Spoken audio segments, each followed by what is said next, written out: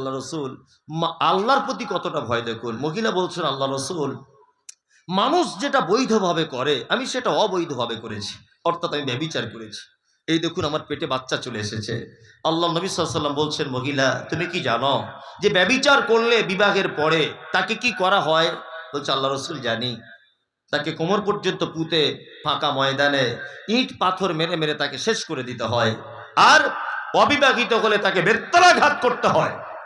মহিলা তুমি কি জানো এই মুহূর্তে তোমায় কি করা উচিত?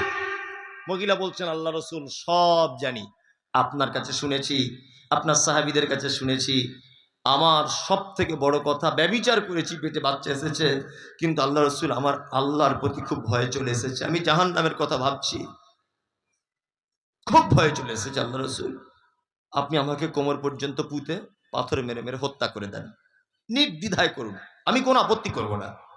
আল্লাহ নবী সাল্লাল্লাহু আলাইহি ওয়াসাল্লাম বলছেন, মহিলা তুমি পাপ করেছ, তোমার গর্ভে থাকা বাচ্চা তো কোনো পাপ করেনি, তুমি বাড়ি চলে যাও।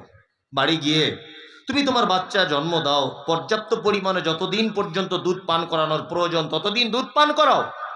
তোমার বাচ্চা যখন রুটি টুটি খেতে শিখবে তখন তুমি আবার আমার কাছে আসবে। কিছুদিন পর মহিলা তার বাচ্চার হাতে একটা রুটি নিয়ে আল্লাহ রসুলের দরবারে এসে বলছেন, আল্লাহ রসুল আপনি আমাকে চিনতে পারছেন? আমি সেই নারী যাকে আপনি ফেরত পাঠিয়ে দিয়েছিলেন। বিশ্বনবী বললেন যে তোমার বাচ্চা কি রুটি খেতে শিখেছে? বলছে, আল্লাহ রসুল হ্যাঁ খেতে শিখেছে রুটি, এই দেখুন।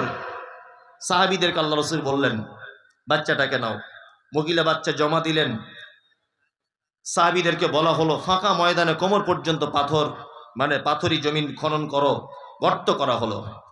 গর্ত করার পর মহিলাটি বাচ্চা ছেলেটাকে কোল থেকে নামিয়ে দিয়ে ওই গর্তের দিকে আগিয়ে যাচ্ছে, বারবার যাচ্ছে, গর্ততে গিয়ে পড়েছে, কোমর পর্যন্ত পুঁতে দেওয়া হলো, পাথর মারার কাজ শুরু হয়েছে, খুব পাথর মারা চলছে। খালিদ বিন ওয়ালিদ বলে একজন আল্লাহ রাসূলের সাহাবী, উনি নিজে বলছেন যে আমি এত বড় একটা পাথর ঠিক মহিলাটার মুখ বরাবর ছুঁড়লাম, যখন তার মুখ থেকে রক্ত ছিটকে এসে আমার শরীরে এসে লাগলো। আমি মহিলাটিকে ভৎসনা করে বললাম, এই অপবিত্রা নারী, এই ব্যভিচারিণী নারী, তোমার অপবিত্র রক্ত আমি আল্লাহর নবীর সাহাবী আমার গায়ে এসে লাগলো। এই কথা শুনে বিশ্বনবী ঘর থেকে বার হয়ে বলছেন, কে কে কে গাল দিচ্ছ বলো, কে ভৎসনা করছো নারীটার জন্য বলো। খালিদ বিন ওয়ালিদ বলছেন, আল্লাহ রসুল আমি। আল্লাহ রসুল খালিদ বিন ওয়ালিদের সামনে দাঁড়িয়ে বলছেন, খালিদ তুমি কি জানো তার মনের অবস্থা? পৃথিবীর কোন নারীর পক্ষে, কোন পুরুষের পক্ষে এত কঠিন হওয়া কোনোদিন সহজ নয়।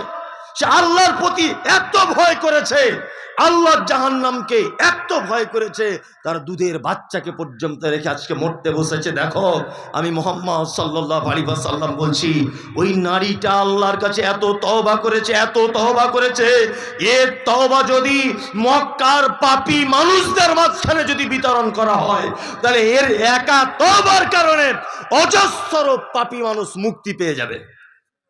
এত বড় তওবা। আল্লাহ তাআলা বলেছেন, মোমেন তো তারাই, কারা? যারা পাপ কাজ করে আবার আল্লাহর কথা স্মরণ হয়ে ভয়ে থর থর থর থর থর থর করে কাঁপে।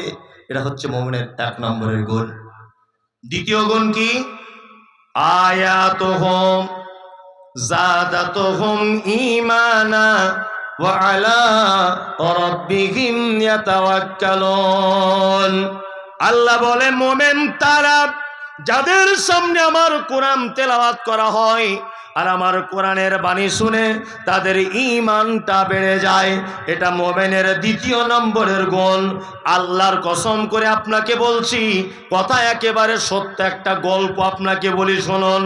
আজ থেকে 2 মাস 15 দিন মতো হচ্ছে আগে আমি মক্কায় গিয়েছিলাম উমরার জন্য। কোরআন যে পড়লে, তেলাওয়াত করলে ইমানদারের ঈমান বাড়ে, তার একটা প্রমাণ, একদম নিজে চোখে দেখা। তা আমি এই কবার হলো হজে মানুষ নিয়ে যাচ্ছি উমরা করানোর জন্য। যাই হোক, তা আমি গেলাম, 46 জন লোক গেল। ওই উত্তর দিনাজপুরের একটা লোক গেল, অশিক্ষিত লোক, লেখাপড়া জানে না, নাম সই করতেও পারে না। কি বললাম বুঝলেন? তা মানে ভেতো বাঙালি, খোট্টা ভাষা যেমন গ্রাম অঞ্চলের বলে, এই ভাষা ছাড়া ও কিচ্ছু বুঝে না। ও আমি যখন কাবাতে তওয়াফ করি, ও আমার পিছনে এরকম জ্যাকেট ধরে রাখে, গেঞ্জি। বলছে আপনি ধরে রাখছেন কেন? বলছে আমি তাছাড়া হারিয়ে যাব। ঠিক আছে তাই করো, বয়স্ক মানুষ, আমার আব্বার থেকেও বয়স বেশি হবে। তা আমরা রাত 10টার সময়তে যেতাম তওয়াফ করতে, আর ফজরের পরে তওয়াফ করে একেবারে চলে আসতাম ফজরের সালাত আদায় করে। তা মক্কার কাবার যিনি সব থেকে মানে ভালো ইমাম বা 1 নম্বর ইমাম, ডক্টর কি বলে আব্দুর রহমান আস-সুদাইস, তাই না?